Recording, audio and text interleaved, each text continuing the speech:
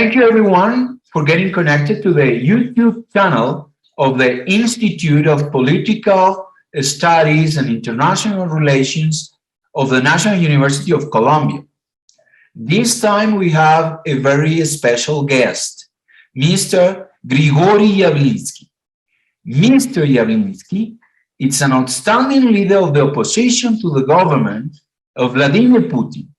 He has written numerous books, one of them of which we will talk about today with the purpose of reaching a better understanding of what's going on with the war waged against Ukraine. First off, I would like to stress very strongly that Russia is not Putin, nor is his aggressive and questionable policies. Russia is a great nation that has given us wonderful gifts that have enriched our lives. It would suffice to name few of the great contributors to our common cultural heritage. Marc Chagall, Sergei Prokofiev, Mikhail Bulgakov, Vasily Grossman, Andrei Tarkovsky, Eldar Ryazanov, Vladimir Vysotsky. The list is almost endless. As I said it before, to understand what's happening with Russia these days, we're privileged to have this interview with Mr. Grigóry Yavlinsky. Thank you very much for your kind words. I'm very happy and proud to speak to the audience in Colombia. 7 years ago, when you wrote your book, Peripheral Authoritarianism, translated to English as the Putin system, you said that you agreed, quotation marks, with those who believe that Putin's regime is doomed, that it will not be able to find appropriate forms and ways to adjust to realities, unless, of course, these realities themselves are altered in ways that would be catastrophic for the world. End of quotation marks. The war Putin wages against Ukraine is clearly a catastrophe, one that one could say didn't take you by surprise. In an article published on July 30th last year, titled On the Historical Future of Russia and Ukraine, you saw that such a war was imminent. In order to make sense of these events, we would do well to pay attention to the central thesis of your book, The Putin System.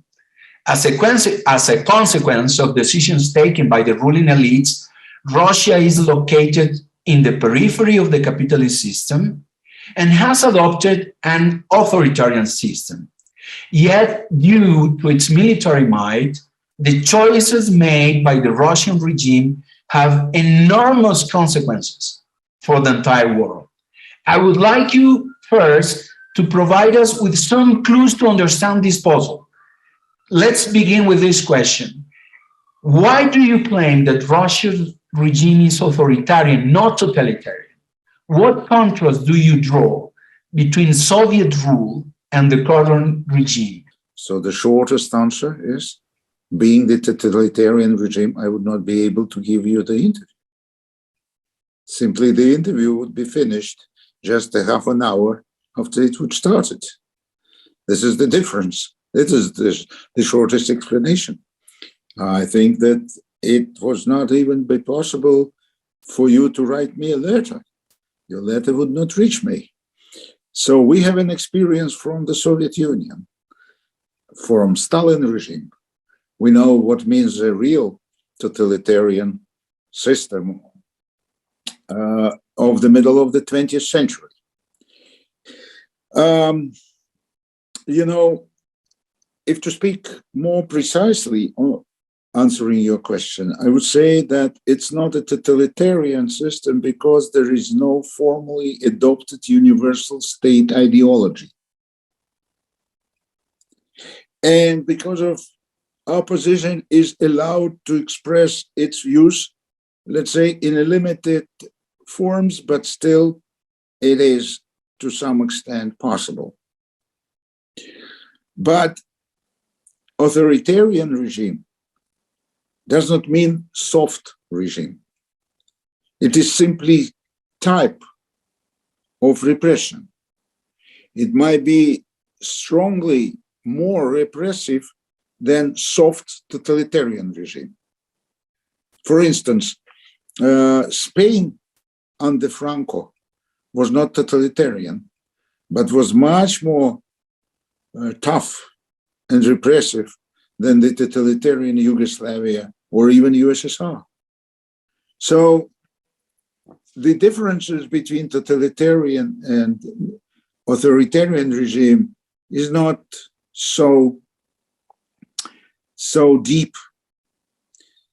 And especially I want to say that the developments in the Putin's authoritarian regime, bringing us now almost every week to more and more closer to something which one can call totalitarian. By the way, it is interesting for me to share with you that postmodern times gives the very special views on many things, including authoritarian, totalitarian. It's the phraseology or terminology from the previous times. What means totalitarian, authoritarian in the current situation, in the situation of this new postmodern reality with the new technologies? It's a question, open question. Nobody knows. It's a big mistake if the people expect that the regime should have the same face or the same presentation as it was before, let's say 20, 30, 40, 50 years ago. It can have an absolutely different presentation. For example, Moscow is a very rich city. You have enormous shops and clubs and theaters and whatever, especially before the war. But the main sign of totalitarian regime and authoritarian regime is that the people are full of fear. The people afraid.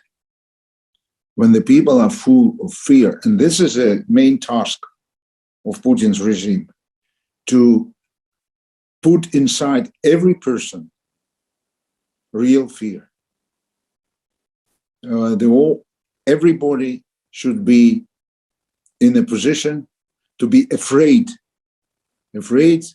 of the government, of police, of regime, of his neighbors, which can give the signal to police about you to say something and so on. Fortunately, in spite of the fear instilled by the Putin's regime, there are people like you full of courage and able to speak truth to power. And this is the reason why this interview with you is very remarkable. I would like to pass to the next question, which is the social base of this type of regime, the social support that it finds in a sector of the society. And in the afterword of your book, the Putin system, written in 2019, and afterward written for the English version of your book, you notice that, quotation marks, a notable change of recent years is the system's strong advance toward ridding itself of elements intrinsically alien to autocracy, such as political party pluralism, popular elections as a means of selecting people to fill government positions, or any instruments of external control over the activities of government officials. End of quotation marks. The constitutional amendments passed in 2020 that among other things, allow Vladimir Putin to continue to be re-elected. In conjunction with the Federal Council, allow Putin to remove federal judges and justices of the Constitutional Court and the Supreme Court, and declare that the Russian Constitution takes precedence over international law, are extreme measures of the trend you refer. If Putin is able to go ahead, it's because he relies on a social base that supports his policies. Explain to us, please, what that social base is, what the political, economical foundations of this regime are. What kind of a social base can have a police state? The main cornerstone of the police state is the police. And fear. This is his social base. Why he needs so many fear? Because he needs to push inside a majority of the people that they must be in that situation. There should be fear of the governors of the regions. They should be fear about police in their region, and so on and so far. Not only of Kremlin. So this is the basic thing. But if to be closer to details, come to some details, I would say, look, the foundation of this system started in the middle 90s with the reforms. There were at least three main points in these reforms, which must be well understood, and that would help to explain the Putin's regime. First, it was a liberalization of prices in the country, which have no one private enterprise. 100% of enterprises were state monopolies. Not simply enterprise, but state monopolies. According to the Washington Consensus, the program which came to us from Washington. The liberalization of prices in that situation was made in one day. What happens? It's very easy to explain. Hyperinflation. The prices jumped up during the year 26 times. 26 times. What that means? It was a confiscation. It was a complete confiscation for the whole nation. That was step number one. Step number two, how to make privatization in these conditions. When you have 100% state monopoly and you made a confiscation reform. The people have no money. You can't create the middle class. You can't make a privatization. So what should you do? And that was a criminal privatization. When in the criminal by the criminal approach, the property was given to very close to the government friends and personalities for free. I want to underline, for free. So they have no right for that. That was the creation of oligarchy. That was the creation of the mafia state.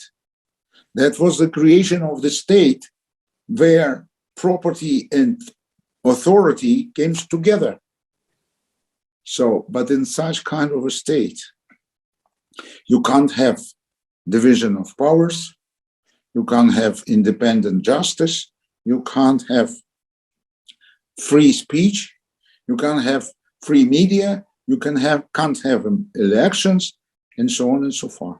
You can have nothing, because the government authorities and the so-called oligarchs, they're all afraid of being just on the scene So that's why they don't want to have independent justice. That's why they don't want to have independent media. That's why they don't have independent parliament. So all that went to the way of falsification. And now I want you to draw your attention, very important. That was the main reason why such person like Putin became Russian president, especially like this, because he was born by that system.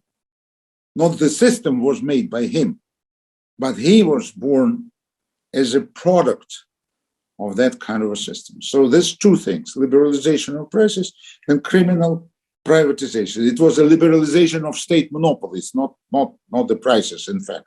And it was a criminal privatization.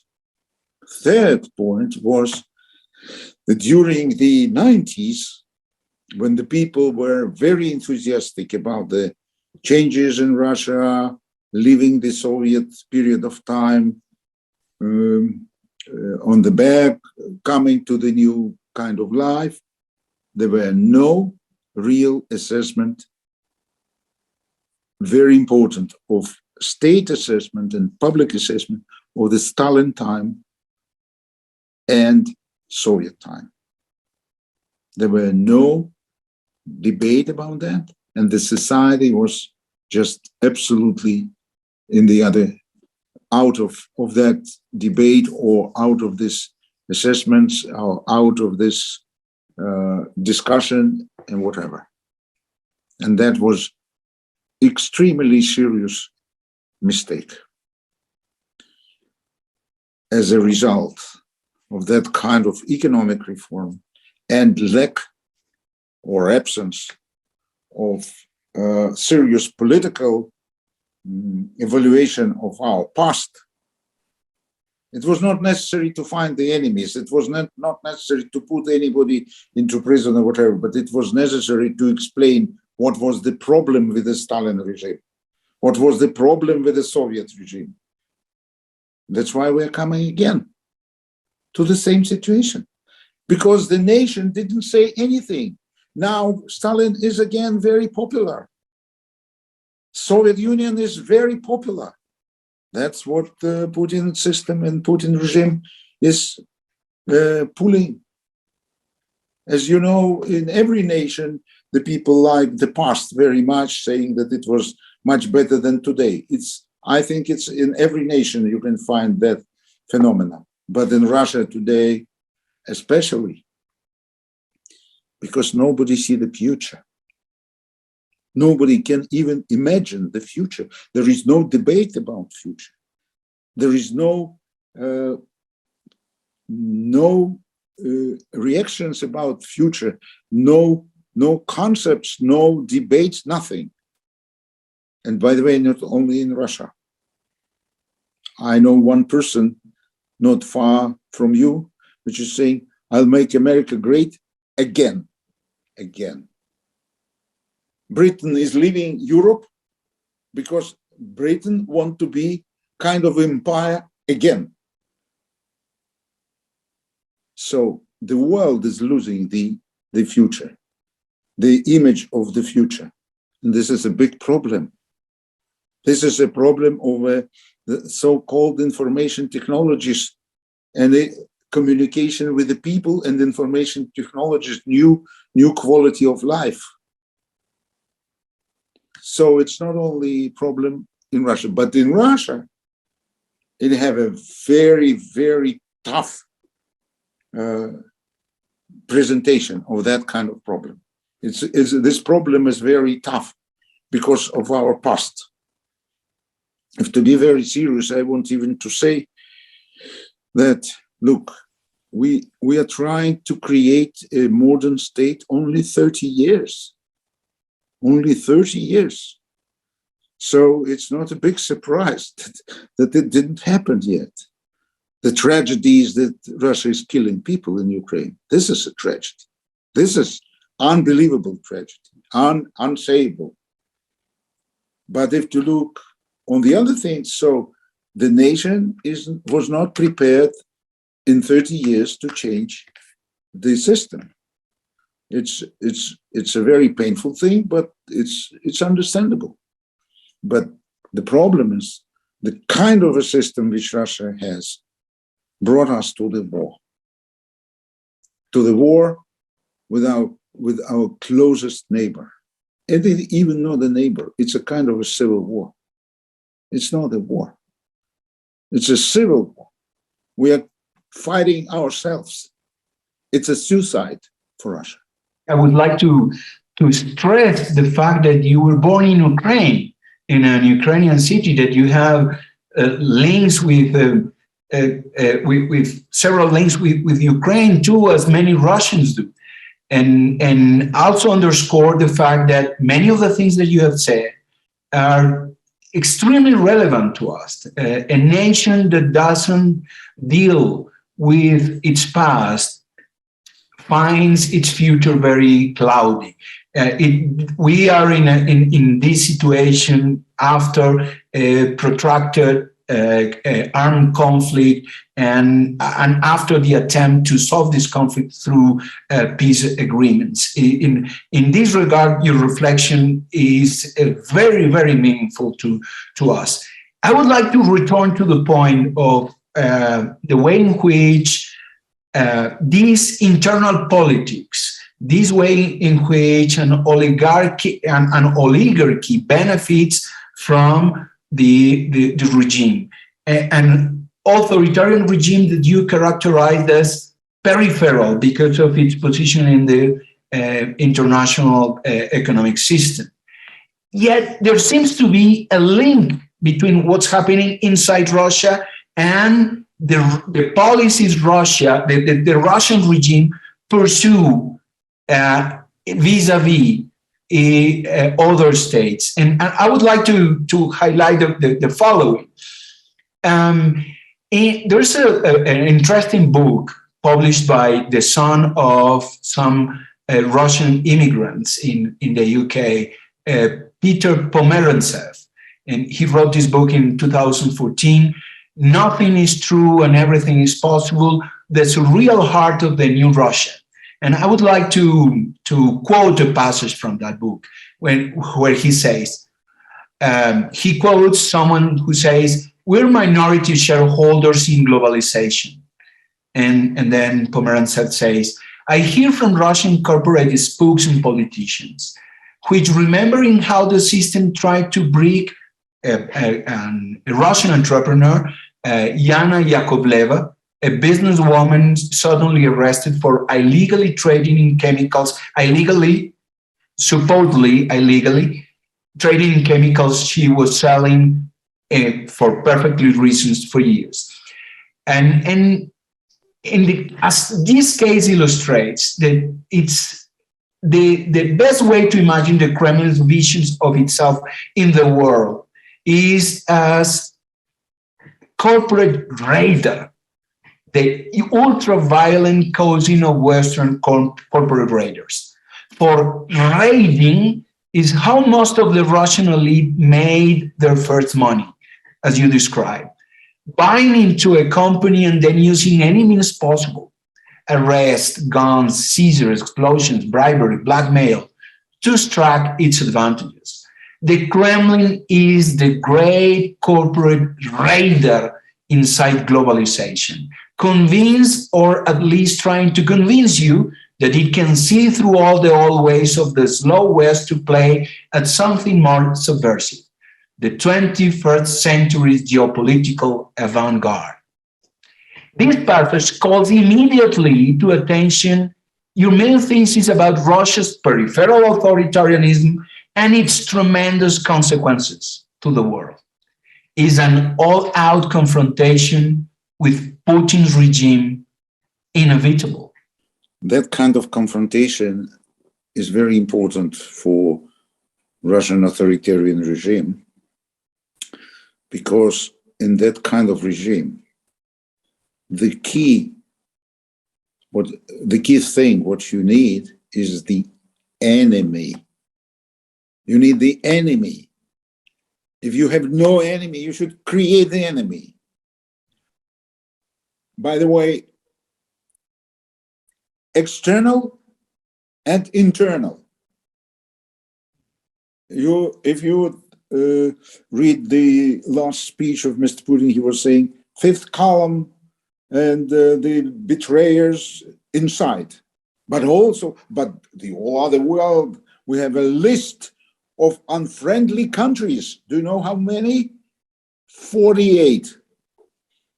Because we have a vote in United Nations when 140 countries were voting against us, against Russia. So you need the enemy. Because with the enemy, you can manipulate the people. You were asking me about social base. Here it is. You're saying you are living so poor, you are so poor because Americans are taking everything from you. Because Germans and Europeans and Brits and Anglo-Saxons, they're all just attacking you. They're taking money from you. And if you have opposition inside the country, then you're saying that the opposition inside the country are making problems, they're betrayers. That kind of regime need the enemy. You remember the enemy in Germany in 30s? It was absolutely artificial thing, but it was an enemy. It was burned. That enemy was burned. So this kind of regime, which was created in 90s, as I explained to you, in order to manipulate the people, in order not to answer the question why we are so poor, why 80% of Russian population just living very badly and so on and so on, because the enemies are here. On the other side of the question, whether the confrontation with the Putin regime is inevitable, I would put the answer in that way. It depends very much on the Western leaders, how smart they are, how serious they are, how seriously they are listening to the people like you. I'm not joking, because that's what they are not doing at all. They are not speaking to their intellectuals, to Western intellectuals. I'm not saying about Russia. I can't believe that, for example, such country like Great Britain have not enough Oxford and other universities, Cambridge universities, intellectuals which can explain the things which we are talking about. Nobody's doing that. When I was saying that the American proposal of the Washington Consensus for Russia was just not very good, and so I'll tell you, I have a lot of supporters among the professors in American universities, but White House didn't want to listen to him. And there is many examples of such type. So that kind of regime always is looking for the enemies. But whether it will be a conflict or not also depends on the, I would say, partners, the enemies in brackets. It would depend how they are going to understand that. If they do understand the problem, why I'm writing these books? I want them to understand the problem and to avoid. And I believe it is possible to avoid. But if and only if the leaders of the West is trying to be smart, intellectual, and have the support and interaction with their own intellectual elite, not with us, but their own intellectual, from Harvard, from Kennedy School of Government, I don't know from whom, from Oxford and Cambridge universities, Yale University, where I published the book Real Economic, and many others. It's endless list, endless list. Read the books, speak to the experts, and you would avoid the tragedy. I can explain it on the example of Ukraine easily, what was necessary to do. But nobody wants to do that. Something is happening in Western regimes and in all the regimes that have a political system based on competition. Something is happening with this competition because it seems that this competition is not ensuring that the best leaders are chosen. And in this sense, I would like to move to the next question precisely because it is related to how some concerns that these leaders, these Western leaders, had to address because of not having the acumen to see, to peer things and see these concerns, partly led us to the predicament in which we are today. And then let me quote again from your book, because at the very beginning you say, again, quotation marks, many of Russia's policies stem from its leadership resentment over being treated as a peripheral player, progressively marginalized within most international institutions and their decision-making on major global and regional issues, end of quotation marks. The evidence provided by Joshua Itzkovich Schifrinson and Mark Trachtenberg concerning the pledges made by Western leaders that NATO wouldn't expand to the east gave Russian leaders a rationale, and give today Russian leaders a rationale to put into question how the West treats Russia. Moreover, in the war against Ukraine, as in a mirror, the US may see its own blunders in Iraq. The French scholar Bertrand Badi calls our attention to the extraordinary force of humiliation in international relations, of a witness politics in opposition to the traditional power politics. What solution do you envision for the current international crisis that simultaneously addresses security concerns from the Russian side related to the NATO expansion to the east, that one may find legitimate without giving Putin's regime a free pass externally and internally? At the very beginning, even Putin, at the very beginning, was saying that he is interested to discuss joining NATO for Russia. It was necessary just to start immediately this debate, to do something with this. It was very important. Silence. No reaction. No answer. No one simple step. Okay. Later, in, it seems to me, February or March 2001,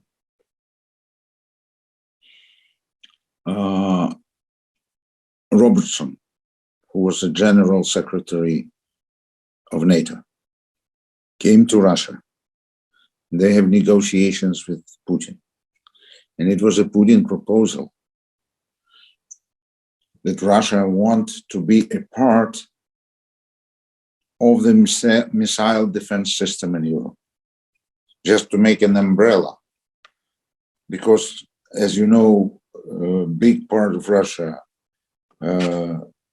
before Ural Mountains is a European part, and in order to make this umbrella complete, it was necessary to take Russia inside. And he was saying, let us make the joint system. The launches would be separate, but just observation would be, and so on and so forth. It was a very serious proposal. What happened? Nothing. No one step. Let's go further. 2002, May. President Bush coming to Russia, visiting Moscow, and they're signing with Putin strategic agreement of cooperation. It was very important. And what happens? Once again, nothing. No one step. Yes, there were no steps from Putin's side as well. But who must be more prepared for such things? Who must make a special division or group of people who would work every hour, step by step, with this strategic agreement, with this anti-missile system, and it's necessary to do something, not to be so arrogant.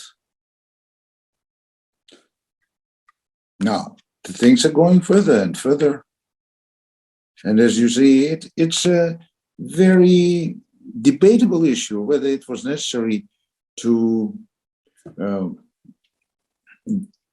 enlarge NATO and to come to the eastern borders. I don't know. What were the reasons? It was a reason more political than military. I'll tell you one thing. Today, this issue have no military sense because you have a hypersonic missiles. The launching missiles from Germany to Russia, on its 2-3 minutes difference if they would be launched from Poland, and 2-3 minutes more if they would be launched somewhere else. This is not the middle of the 20th century when everything was built on tanks and so on. No, it's a hypersonic missiles. There is a NATO in Estonia, Latvia, Lithuania, in Baltic republics. The time, if something would be launched from there to St. Petersburg, is 3 minutes, 4 minutes, nothing. So it's a symbolic thing. It's a symbolic thing. It's not anymore so, from my point of view, and from point of view of the military experts, it's not anymore so important that you are taking a very small country inside and you are moving. It's from 20th century. But once again, it's as you see, this is a thing which was one of the reasons of the war, and the people are killed on that.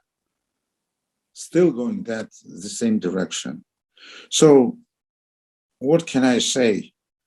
I don't know whether it was necessary just to bring NATO to eastern borders or western borders of Russia. But I want to explain. The concept of Gorbachev, when these issues were discussed, was completely different.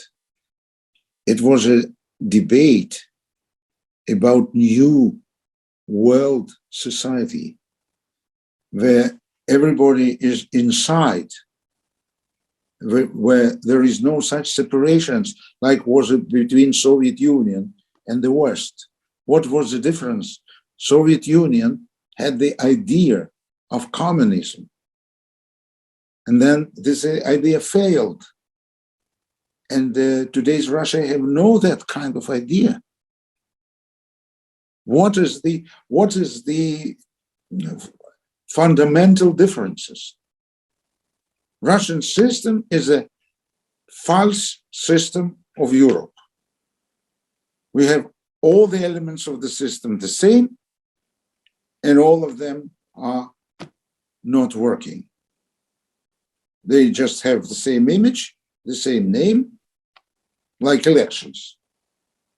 They have elections, we have elections. But our elections have no substance. And so on. And they have justice, and we also have justice, which is organized in the same way. But as you quoted already, the president, which is in his position 22 years, he can change the judges, he can do everything he wants, and so on and so forth. So it's a system which looks like the liberal democratic systems in the world, but have absolutely different substance. And what is the most important thing? There is no key idea, which was in the Soviet period. It was a key idea about communism. It was a very strong idea, very powerful, very important. Yes, it failed. But what instead of this idea? Nothing. What force Russia fighting? Even China have its idea. If you speak about China, it's a different political system. Russia means what? What is the philosophy? What is the key point? Only one: to be in power and oligarchy. Power and business, authority and business together, which was created at the very beginning. So it's a kind of a corporate state, mafia state. One of the possible endpoints of the conflict, of the war launched by the Russian regime against Ukraine, maybe an Ukrainian declaration of neutrality, which would be a huge victory for Vladímir Putin. Yet there is a consensus among many Western scholars and policymakers concerning the fact that there's one concession that cannot be made, and that is the respect for human rights and democracy in Russia. And that there is a set of common values on which this world society much has to be built. And in this regard, I would like to ask you a final question. That is, you are an acute observer of the transition from Soviet rule to the current peripheral authoritarianism existing in Russia. You notice the lack of consensus about the basic foundation of the political economy ended up being resolved in favor of a regime where there's a huge concentration of economic and political power, the institutions are weak, and corruption is rampant. What would it take to build a consensus favorable to a democratic regime in Russia? The short answer is time. That's what it's going to take. But this is not guaranteed. Even whatever time, it is not guaranteed. Today, we are in a tragic situation. Simply, absolutely tragic. Unbelievably. I don't know how to find the analogy, because nobody knows what would happen tomorrow. Nobody knows what would be the end of story. Nobody knows how it would be explained, these thousands of killed people and destroying the cities and so on and so far. So, first of all, if you're asking me about this situation, I would say the main thing which is absolutely necessary is to avoid the threat of nuclear war. We are very close, very close. Second thing is to immediately to make a ceasefire, to stop killing people. It is not possible just to make even negotiations while you are killing people at the same time. What kind of negotiations you can have? After these two things, we can just try to speak about what would happen later. But first of all, what I want to say, I'm afraid that after this terrible tragedy would finish more or less, the leftist, nationalistic attack would be created in Russia, would be in Russia. And Putin would try to be a leader.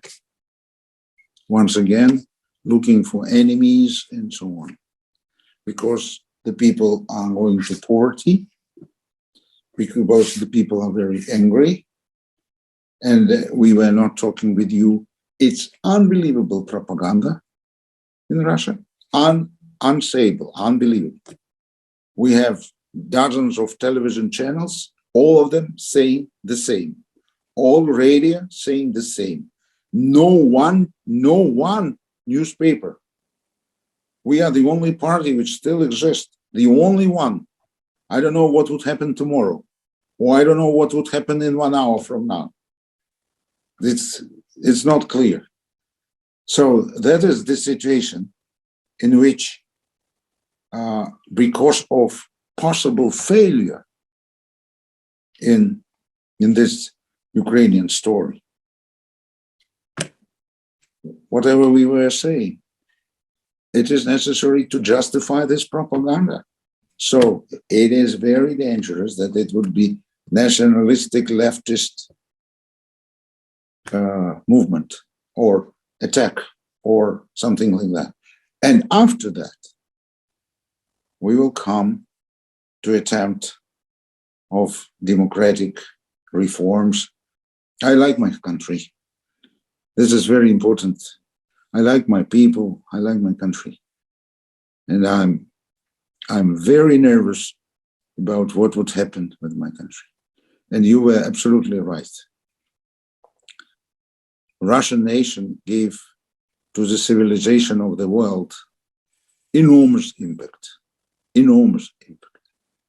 What's going on now, if to look at this historically, this is the end of the 1917. This is the end of this communist, Bolshevik, Stalinist, Soviet period of time. It's because we were not just moving out from the system. We were trying to modernize it, not saying what is the problem with that system was. Now we have an outcome, which is just one of the version of the developments which were, honestly saying, predictable. So if we would overcome that, and I hope and believe that we would do that, then the next generation, new young people, would start creating a real democracy in Russia, normal European system. We would be open to the world, and we would be friendly to the world, and we would understand what is the future. Today, no one understands what is the future in Russia. You know very well, I'm talking with you from another corner of the periphery of the political and economic system of the world. And yet, here we will raise our voice to support all the people like you who are fighting for democracy and human rights in Russia. Count on that. I am very thankful for this interview. It's very important in order to build this world society, to build these connections, to support ourselves in this continuous struggle, to have a regime based not on concentration of economic and political power, but on equal opportunities for everyone.